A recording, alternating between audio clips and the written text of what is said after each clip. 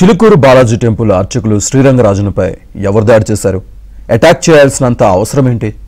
దాడి ఘటనను అంత గోప్యంగా ఎందుకుంచారు?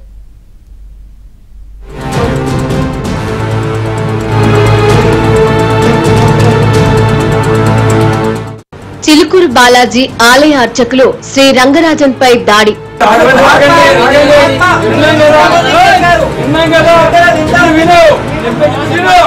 ఇంట్లోకి చొరబడ్డ 20 మంది వ్యక్తులు.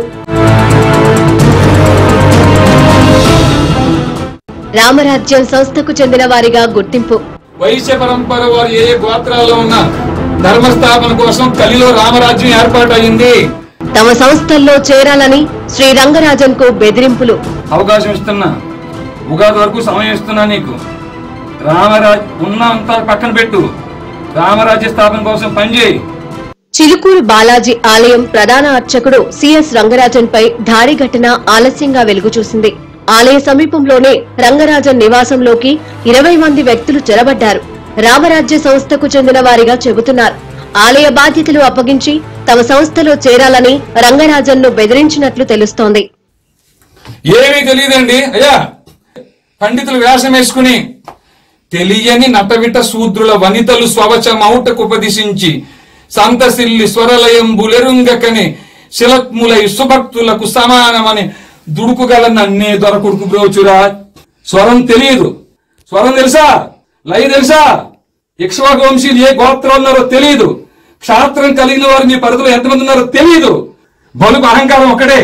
ఈ అర్చక పురోహితులు మీ పని ఇది. మీ ఆలయ పరిధిలో క్షాత్రం కలిగిన వారు ఏ గోత్రాల్లో ఉన్నా, వైశ్య పరంపర వారు ఏ గోత్రాల్లో ఉన్నా ధర్మస్థాపన కోసం కలిలో రామరాజ్యం ఏర్పాటయింది. భగవద్గీత 4వ అధ్యాయం 7-8 శ్లోకాల ప్రకారంగా. అయ్యా వీళ్ళు అనుకుంటున్నారు ఏమిటి? ఆయన నా వల్ల అయితే లేదు నాన్న, నేను ఎగ్జామ్ లో ఫెయిల్ అయినాను, పనికిరాను అన్నావు కదా, పనికిరాను చెప్పింది వింటూ నేర్చుకో. ఇలా చూడు, వింటున్నాను. అవకాశం ఇస్తున్నా, ఉగాది వరకు సమయం ఇస్తున్నా నీకు. రామరాజ్ ఉన్నంత పక్కన పెట్టు, రామరాజ్య స్థాపన కోసం పనిచేయి. రామరాజ్యం స్థాపనకు మద్దతివ్వాలన్న వారి డిమాండ్కు శ్రీరంగరాజన్ నిరాకరించడంతో వాగ్వాదానికి దిగి దాడికి తెగబడ్డారు. అడ్డుకునేందుకు ప్రయత్నించిన ఆయన కుమారుడిని గాయపరిచారు. దాడి ఘటనపై చిలుకూరు బాలాజీ ఆలయ managing committee chairman M V Soundararajan పోలీసులకు ఫిర్యాదు చేశారు. దాడి చేసిన వారిపై తగిన చర్యలు తీసుకోవాలని డిమాండ్ చేశారు. నాలాంటోడు భక్త చిక్కినోడు నీకు దొరికింది.